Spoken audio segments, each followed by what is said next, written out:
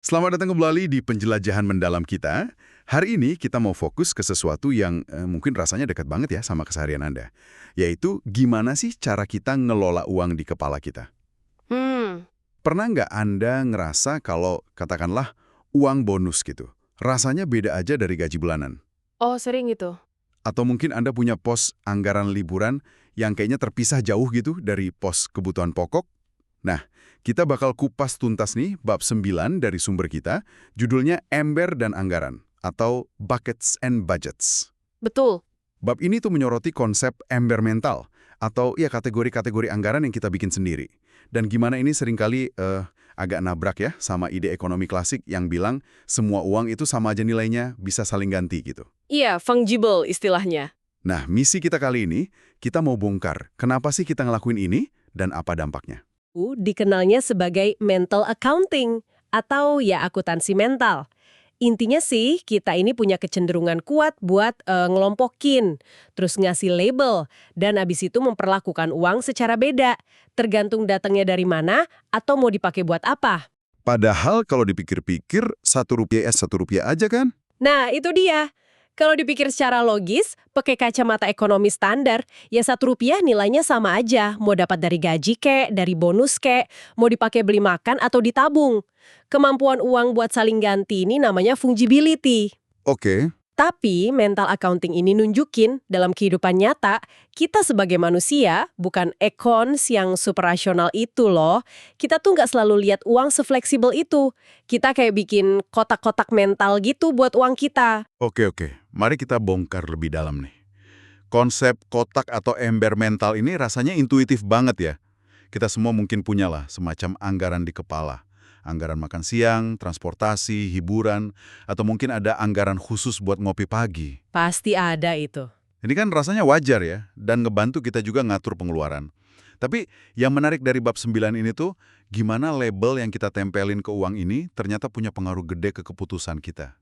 Ada studi menarik nih, dari Heath dan Sol yang dikutip di sini. Oh ya, yang soal mahasiswa MBA itu ya? Betul, mereka nemuin kalau mahasiswa MBA aja, yang notabene udah terlatih finansial, ternyata punya anggaran mingguan sama bulanan yang spesifik banget buat kategori tertentu, kayak makan di luar atau hiburan.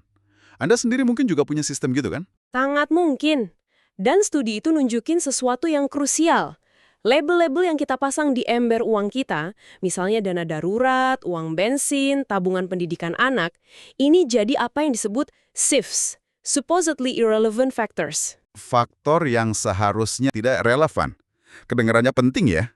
Iya, artinya menurut teori ekonomi standar, faktor kayak label ini seharusnya sih nggak relevan buat ngambil keputusan finansial. Yang penting kan nilainya, bukan labelnya. Tapi SIFs, ini dalam prakteknya justru jadi kayak setir yang kuat banget. Bikin anggaran mental ini emang ada bagusnya sih. Bisa jadi alat kontrol diri biar nggak boros gitu. Tapi ya itu, bisa juga bikin kita ngambil keputusan yang kalau dilihat dari kacamata fungibility murni, jadi agak aneh. Bahkan mungkin kurang optimal. Nah, ini nih contoh yang menarik banget dan sering dikutip. Studi dari Hastings dan Shapiro soal perilaku konsumen bensin. Ini benar-benar bikin mikir ulang soal asumsi rasionalitas kita. Iya, studi ini kuat banget. Studi ini lihat apa yang terjadi pas harga bensin turun drastis di Amerika tahun 2008. Logikanya kan, orang seneng ya pengeluaran transport kurang, sisa duitnya bisa buat yang lain atau ditabung. Apalagi waktu itu kan krisis finansial baru mulai kerasa tuh. Tapi apa yang terjadi? Yang terjadi malah, cukup mengejutkan. Orang bukannya sekedar nyetir lebih banyak dikit atau nabung sisa uangnya, sebagian besar dari mereka malah mulai beli bensin premium, yang harganya lebih mahal. Nah, itu kan aneh ya. Di saat ekonomi lagi agak sulit, harga bensin biasa turun, kok malah milih produk yang lebih mahal di kategori yang sama? Persis. Kenapa bisa gitu coba? Bukannya lebih logis ya nyimpen uang ekstranya atau mungkin dipakai buat beli bahan makanan yang lebih bagus misalnya? Benar. Nah, ini dia kekuatan akuntansi mental lagi bekerja. Orang secara mental itu kayak ngunci penghematan itu di dalam ember anggaran bensin mereka. Oh, jadi uangnya tetap di pos bensin gitu ya? Iya, mereka nggak ngelihat itu sebagai tambahan pendapatan umum yang bebas dialokasiin kemana aja. Karena ada ruang ekstra di dalam anggaran bensin, ya mereka ngabisinnya di situ juga. Caranya, ya naikin kualitas, beli bensin premium. Seolah-olah uang itu ya jodohnya emang buat bensin aja, nggak bisa pindah ke ember lain. Wah, Yang lebih nguatin argumen ini lagi, studi yang sama nemuin kalau orang nggak nunjukin kecenderungan serupa buat nggak upgrade kualitas barang lain pas harga bensin turun. Misalnya, mereka nggak lantas ganti dari susu biasa ke susu organik, atau dari jus jeruk biasa ke merek yang lebih mahal gitu. Wow, itu benar-benar nunjukin betapa kakunya ya dinding antar ember mental kita. Penghematan dari pos A nggak otomatis bisa dipakai buat pos B, meskipun nilainya sama aja. Benar-benar nantang ide fungibility tadi. Betul sekali. Contoh bensin ini kan skala mikro ya, sehari-hari. Tapi gimana kalau kita ngomongin ember mental yang jauh lebih gede, yang nyangkut aset utama kita gitu? Nah, contoh yang sangat relevan dan dibahas dalam juga di bab 9, itu soal gimana persepsi kita terhadap ekuitas rumah atau home equity berubah drastis. Home equity, itu selisih nilai rumah sama sisa utang KPR kita kan? Di generasi orang tua atau kakek nenek kita ya, ekuitas rumah ini dianggap sesuatu yang hampir sakral gitu. Mirip tabungan pensiun lah. Tujuannya ya lunasin KPR secepat mungkin. Nilai rumah yang udah bebas utang itu dilihat sebagai fondasi keamanan finansial jangka panjang. Jadi nggak diutak-atik gitu ya? Benar, ngambil utang lagi pakai jaminan rumah itu dianggap tabu atau ya cuma buat kondisi darurat banget. Saya ingat sih pandangan kayak gitu. Lunasin rumah itu pencapaian gede banget, rumahnya jadi kayak benteng finansial. Terus apa dong yang bikin pandangan ini berubah drastis? Terutama di Amerika Serikat kayak yang diceritain di sumber ini. Ada beberapa faktor nih yang main barengan dan pelan-pelan ngerusak norma lama itu. Pertama, ada perubahan kebijakan pajak di era Reagan. Itu bikin bunga KPR jadi salah satu sedikit bunga utang konsumtif yang masih bisa jadi pengurang pajak, tax deductible. Ini kan ngasih insentif buat orang punya utang KPR. oh jadi malah dianjurkan punya utang KPR ya secara pajak. Bisa dibilang gitu. Kedua, ada inovasi produk finansial, terutama munculnya HELOC, Home Equity Line of Credit. HELOC ini intinya bikin pemilik rumah bisa nyairin sebagian ekuitas rumah mereka jadi jalur kredit fleksibel, kayak kartu kredit tapi jaminannya rumah. Wah, gampang dong ya ambil duitnya. Nah itu dia. Ketiga, tren suku bunga turun selama beberapa dekade bikin biaya minjem jadi lebih murah. Dan keempat, peran agresif dari broker KPR yang gencar banget promosiin refinancing. Refinancing itu ngambil KPR baru buat lunasin yang lama kan ya? Seringnya jumlahnya lebih gede buat dapat uang tunai. Betul. Jadi kombinasi semua itu bikin orang mulai lihat rumah mereka bukan cuma tempat tinggal atau tabungan keramat lagi, tapi juga sebagai ya kayak mesin ATM. Hah? Jadi mesin ATM? Agak serem juga ya kedengerannya. Iya, bisa dibilang gitu. Pelan-pelan norma sosial kalau ekuitas rumah itu nggak boleh diutak-atik jadi pudar. Ember mental buat ekuitas rumah jadi jauh lebih cair, kurang lengket atau sticky dibanding sebelumnya. Orang jadi lebih nyaman aja gitu pakai kenaikan nilai rumah mereka buat danain konsumsi, renovasi, liburan, atau bahkan lunasin utang lain yang bunganya lebih tinggi. Dan ini dampaknya nggak cuma ke persepsi pribadi ya, tapi ke ekonomi makro juga kan. Saya ingat disebut studi Mien dan Sufi di buku House of Debt itu. Gimana persisnya hubungannya? Studi Mien dan Sufi itu ngasih bukti kuat banget.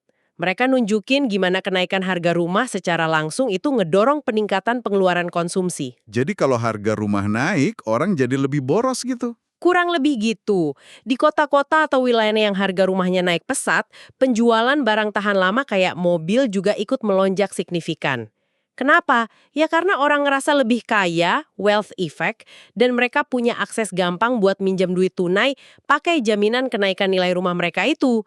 Lewat cash out refinancing atau HELOC tadi, jadi rumah beneran berfungsi kayak mesin ATM yang danain konsumsi. Tapi ini kan kayak pedang bermata dua ya.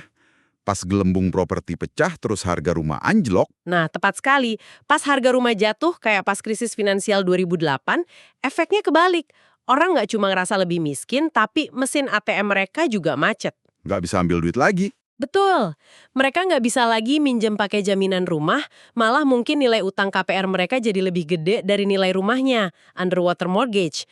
Akibatnya, ya pengeluaran konsumsi anjlok drastis dan itu memperparah resesi ekonomi.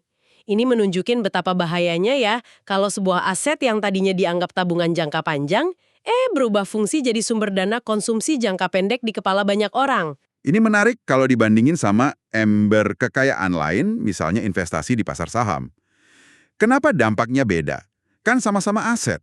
Bedanya utamanya di kelengketan ember mentalnya. Sebagian besar kekayaan di pasar saham itu kan biasanya disimpan di rekening pensiun atau investasi jangka panjang lainnya ya.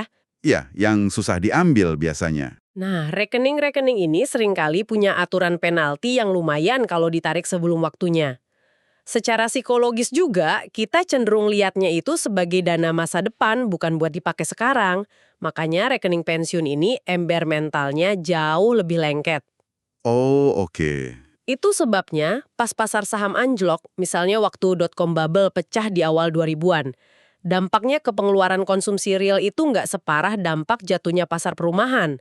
Orang nggak semudah itu nyairin kemugian saham buat motong pengeluaran sehari-hari, dibanding pas akses kredit berbasis rumah mereka hilang. Jadi pertanyaan besarnya sekarang nih, pengalaman pahit krisis finansial terakhir itu bakal bikin norma lama soal pentingnya lunasin KPR dan nggak ngutak-atik ekuitas rumah balik lagi nggak ya? Atau kita udah terlalu biasa nih sama ide rumah sebagai sumber dana? Itu pertanyaan penting sih, dan jawabannya mungkin masih berkembang. Ada indikasi orang jadi lebih hati-hati ya pasca krisis. Tapi produk kayak Hello kan masih ada. Terus godaan buat manfaatin kenaikan nilai rumah juga tetap ada, apalagi kalau suku bunga lagi rendah. Ini bakal jadi dinamika yang menarik buat dilihat ke depan. Oke, kita udah lihat gimana anggaran mental bisa bikin kita ambil keputusan kayak beli bensin premium pas nggak perlu, atau gimana pergeseran pandangan soal ekuitas rumah bisa micu gejolak ekonomi. Ini bikin anggaran mental jadi kedengaran kayak sesuatu yang jelek atau irasional ya. Tapi apa selalu gitu? Bukannya bikin anggaran itu sendiri sebenarnya bagus dan dianjurkan? Ya, tentu aja nggak selalu buruk. Bikin anggaran secara sadar, mau pakai metode stop loss, fisik, amplop, spreadsheet, atau aplikasi keuangan modern, itu bisa jadi alat bantu yang efektif banget loh. Buat kontrol pengeluaran ya? Pastiin pengeluaran nggak lebih gede dari pendapatan buat capai tujuan finansial kayak nabung DP rumah atau dana pensiun. Dalam hal ini, akuntansi mental itu fungsinya sebagai alat kontrol diri, self-control device, yang ngebantu kita ngelawan godaan belanja impulsif. Ini penggunaan akuntansi mental yang positif dan rasional, dalam arti ngebantu capai tujuan jangka panjang. Jadi ada sisi baiknya ya sebagai alat kontrol, tapi sisi buruknya tadi bisa bikin keputusan jadi kurang optimal kalau dilihat dari kacamata fungibility murni. Nah, ada kaitan nggak sih antara akuntansi mental ini sama konsep lain di ekonomi perilaku yang mungkin pernah kita bahas? Kayak teori prospek gitu? Ada kaitan erat banget. Akuntansi mental ini seringkali interaksi sama bias kognitif lain yang dijelasin teori prospek, terutama soal cara kita ngerespon potensi untung dan rugi. Contohnya gimana tuh? Salah satu contoh klasik yang sering dibahas itu perilaku penjudi di pacuan kuda. Studi nunjukin kalau menjelang balapan terakhir nih, penjudi yang udah kalah banyak cenderung masang taruhan ke kuda-kuda non-unggulan, yang peluang menangnya kecil tapi potensi bayarannya gede banget. Kenapa coba? Biar balik modal kali ya? Atau malah untung gede sekalian? Tepat, mereka itu secara mental kayak buka akun buat hari itu di pacuan kuda. Nah, karena akun itu lagi posisi rugi, mereka jadi lebih berani ambil resiko, risk seeking, buat usaha kembali ke titik impas atau bahkan untung. Ini sejalan banget sama salah satu inti teori prospek. Orang cenderung hindarin resiko pas di domain untung, tapi jadi pencari resiko pas di domain rugi. Oh gitu ya. Jadi fokusnya ke akun hari itu aja, bukan ke total kekayaan mereka. Bener, mereka nggak lihat taruhan terakhir ini dalam konteks kekayaan mereka secara keseluruhan, tapi spesifik di akun mental pacuan kuda hari itu. Lalu ada juga konsep uang rumah atau house money effect kan? Itu gimana kaitannya? Efek uang rumah ini contoh lain interaksi akuntansi mental sama teori prospek. Ini kejadian pas kita dapat untung atau kemenangan nggak terduga.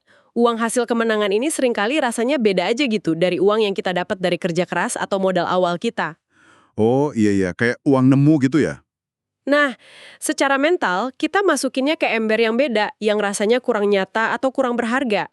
Akibatnya kita jadi cenderung lebih gampang buat ngeresikoin lagi atau ngabisin uang rumah ini buat hal-hal yang mungkin nggak bakal kita beli pakai uang beneran kita. Kayak kalau menang undian atau dapat bonus gede gitu ya? Rasanya lebih enteng aja buat traktir temen atau beli barang mewah. Persis.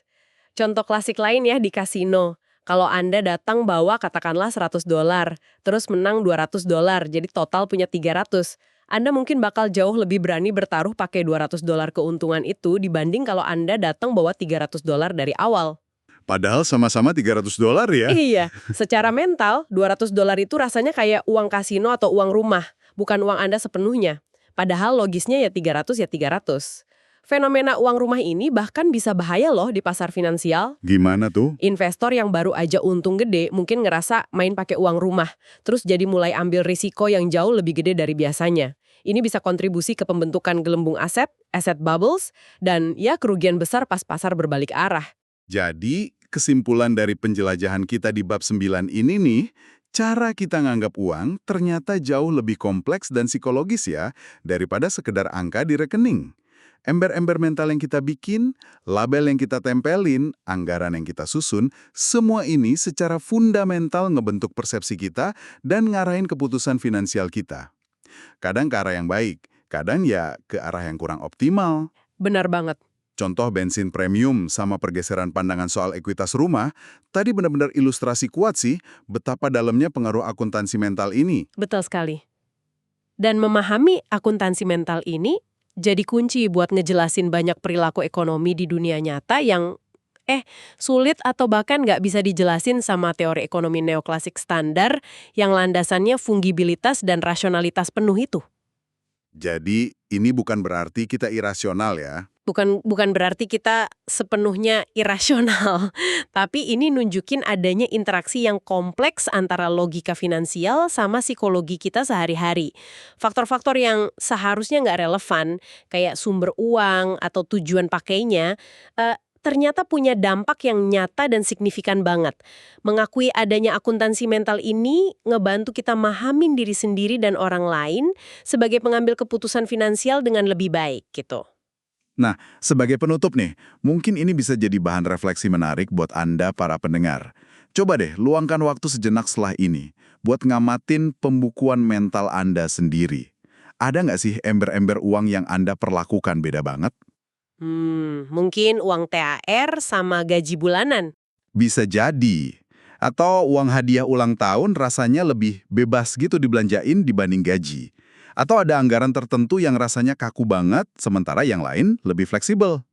Yang lebih penting lagi nih, gimana kesadaran soal kecenderungan akuntansi mental ini, baik sisi positif maupun negatifnya, bisa bantu Anda bikin keputusan finansial yang lebih bijaksana atau lebih sesuai sama tujuan jangka panjang Anda ke depan.